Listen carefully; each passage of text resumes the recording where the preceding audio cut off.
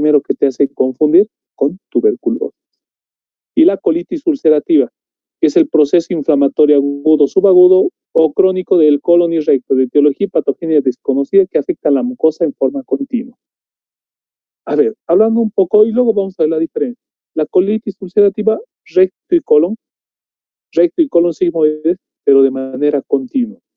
Mientras que la enfermedad de Crohn puede tener lesiones en la boca, lesiones en el estómago, lesiones en el intestino, todo por segmentos, bien parchado, no es todo continuo, ¿sí? Y la colitis indeterminada, que por suerte es el 10% únicamente. Vamos a empezar con la colitis ulcerativa. La etiología es desconocida.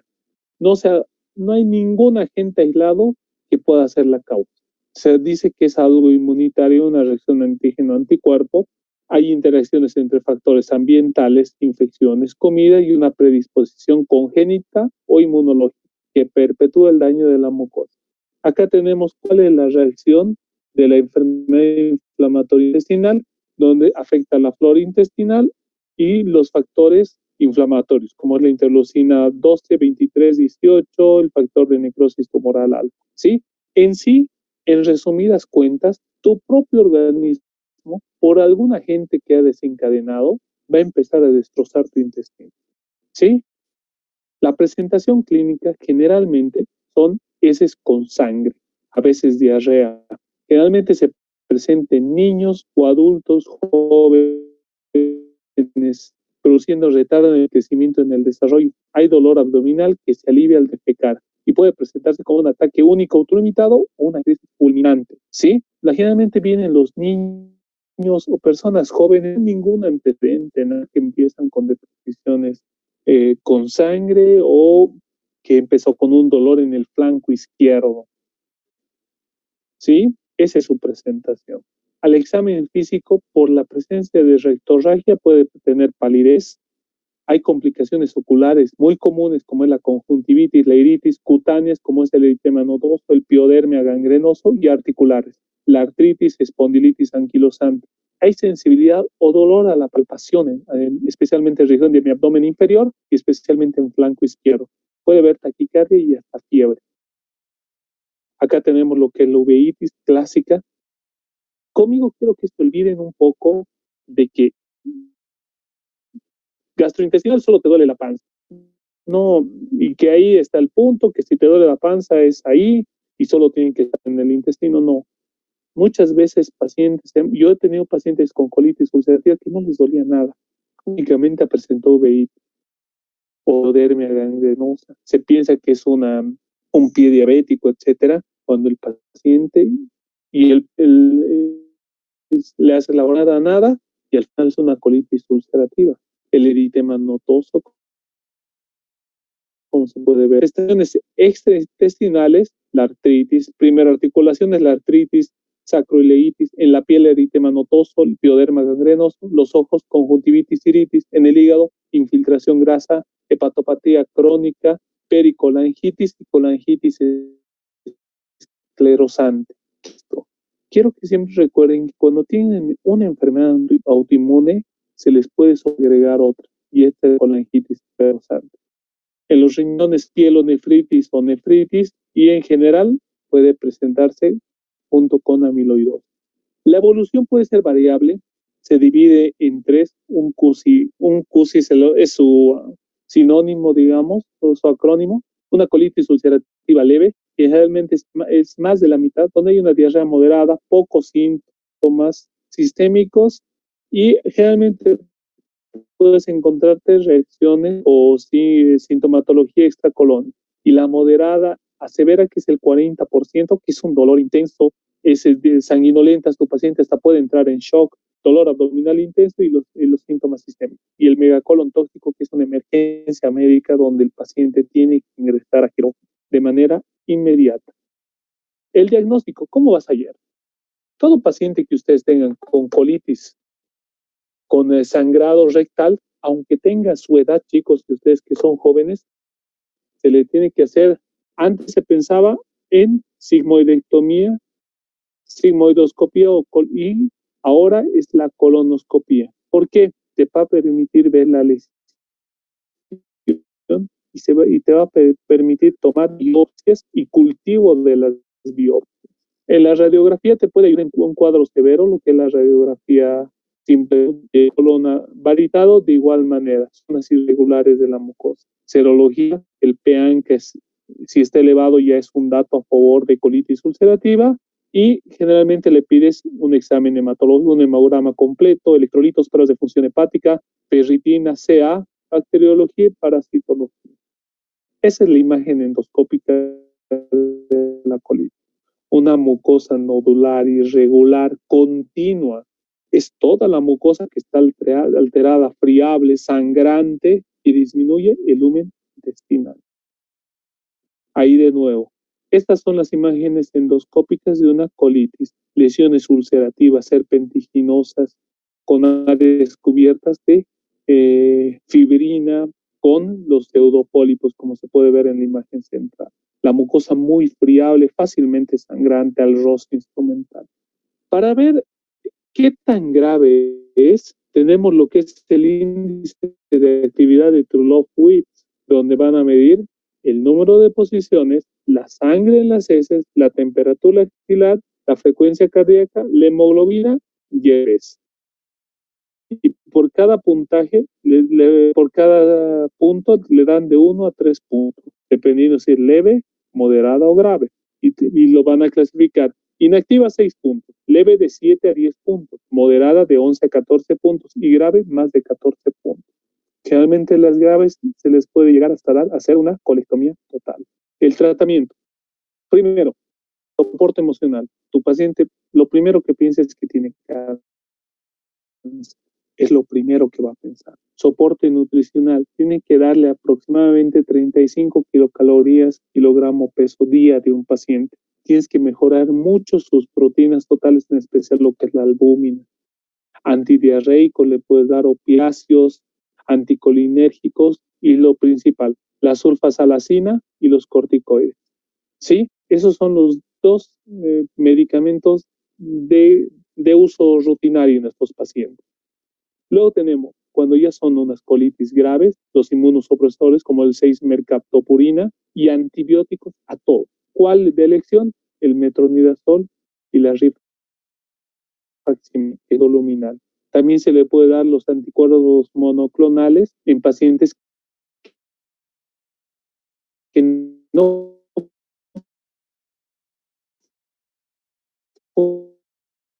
funciones de la sulfasa y los corticoides. Acá tenemos el tratamiento.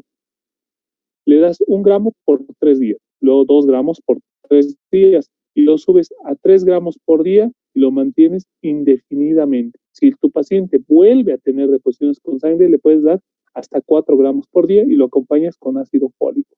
Generalmente estos vienen de tabletas de 500 o de 1 gramo, tanto vía oral como supositorio. ¿Sí? Tenemos ahí la mesalacina y los efectos colaterales, el malestar abdominal, las erupciones cutáneas y puede haber supresión de médula ósea. Las complicaciones de estas es agudas el megacolon tóxico. Es una emergencia. Cuando tengas un paciente con antecedentes de colitis que venga con el abdomen distendido, reacción peritoneal importante, es un megacolon tóxico y ese es un paciente que va a terminar en colectomía total. Crónicas, tienes que hacerle control para evitar el cáncer de colon y estenosis colónica. Y extracolónicas, enfermedades hepáticas, artritis, afección ocular y alteraciones dermatológicas. Acá tenemos un pequeño flujograma donde vemos, tiene sospecha de enfermedad inflamatoria intestinal, diarrea prolongada, dolor abdominal no agudo, rectorragia y síntomas generales, astenia, anorexia, adelgazamiento.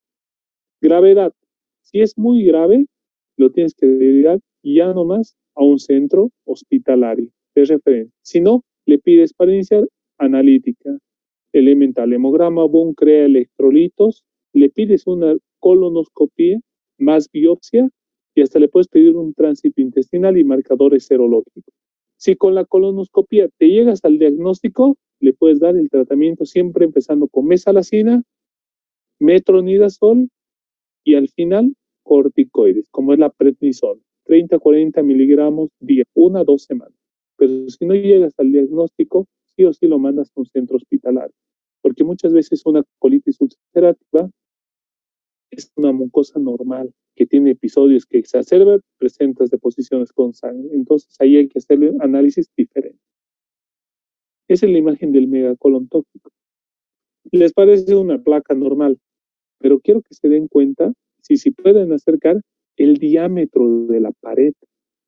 Hemos visto ayer placas de abdomen, pero ese diámetro es sumamente grueso. Ese es el signo del megacolon tóxico. El diámetro de la pared que sea más de 5 milímetros y al prono. Ahí tenemos el colon totalmente destrozado. Es un paciente que ha tenido se le ha tenido que hacer una colectomía total. Nuevamente el tránsito intestinal, donde se puede ver ciertas, como se puede ver en colon sigmoides, ciertos como adelgazamientos que se ven y con cierta irregularidad. Es esa ulcerativa. La enfermedad de Crohn es otra patología que la tienen que final diarrea o es sanguinolenta, ¿sí?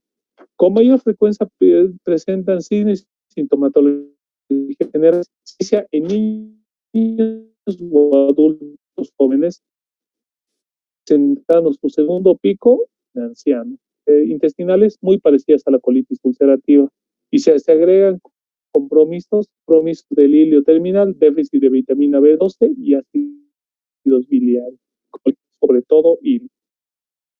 Aquí tenemos un paciente con enfermedad de Crohn que tiene nivel de la boca, como les he dicho, puede afectar desde movimientos archados, como se puede ver ahí. Pacientes delgados y con un grado importante de nutrición. Típicamente pueden hasta presentar una masa dolorosa en rango fósil por la afección del hilio. Al examen rectal puedes saber fístulas perianales y hasta cicatrices. Y hay manifestaciones evidentes en la mucosa de Crohn.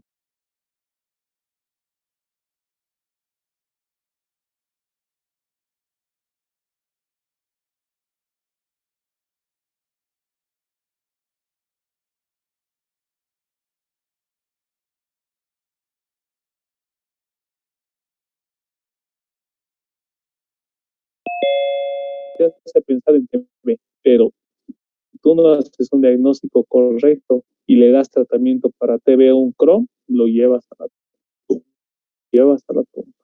El diagnóstico, como les he dicho, puede comprometer cualquier parte del tubo digestivo. El 75% tiene compromiso ileal del ilion distal y el 5% el duodeno.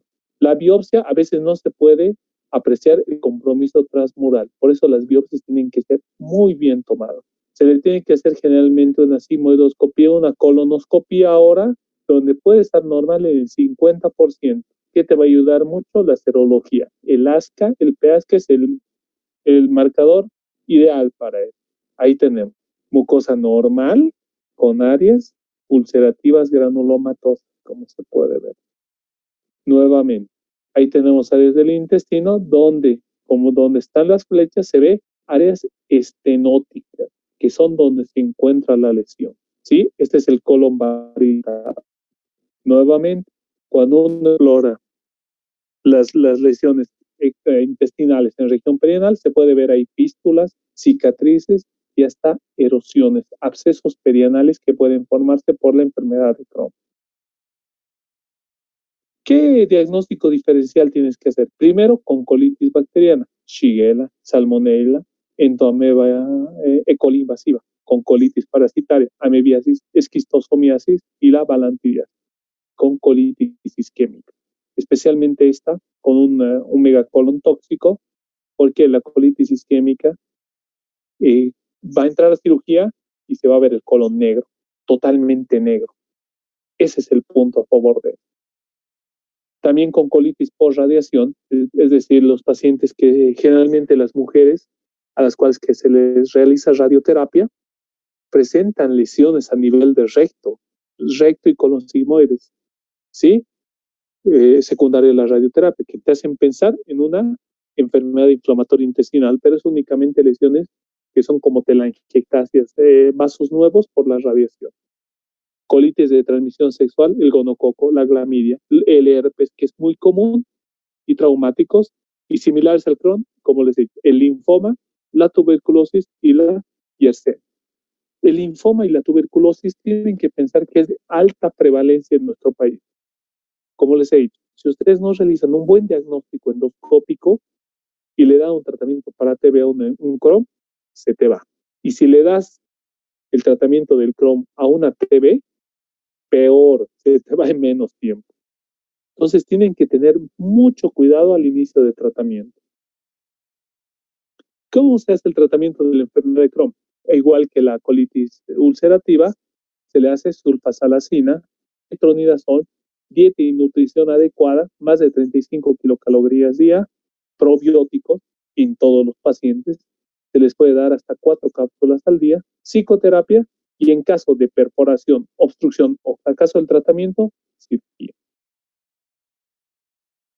Acá tenemos el cuadro principal y con esto acabamos. Tenemos a un lado la colitis ulcerativa y el otro la enfermedad de Crohn. Distribución, la colitis ulcerativa es continua, mientras que la enfermedad de Crohn es discontinua, parchado.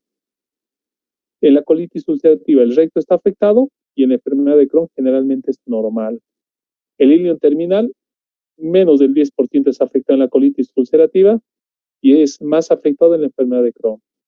La morfología en la colitis ulcerativa, generalmente el calibre es normal del intestino, mientras que en la enfermedad de Crohn puede estar estenosado hasta ulcerado.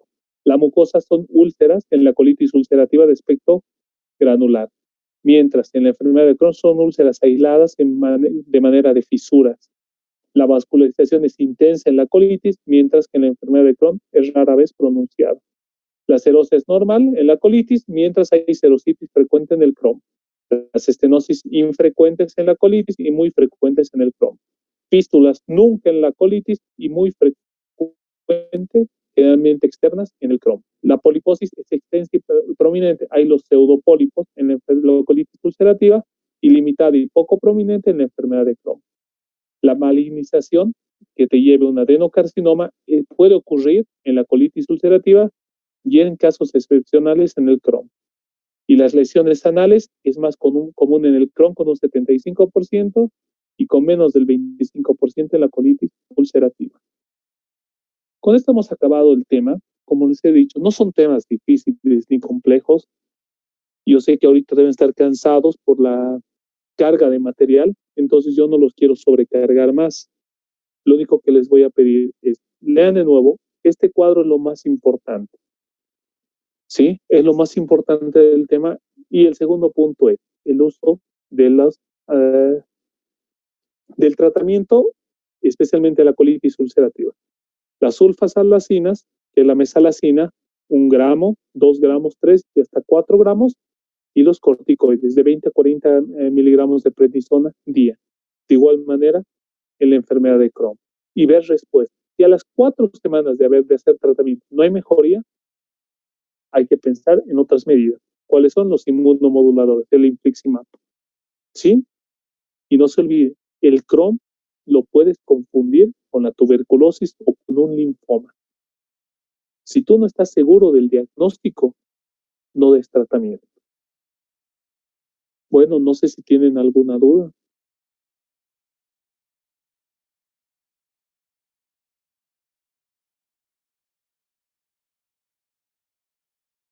Síndrome de intestino irritable. ¿Sí?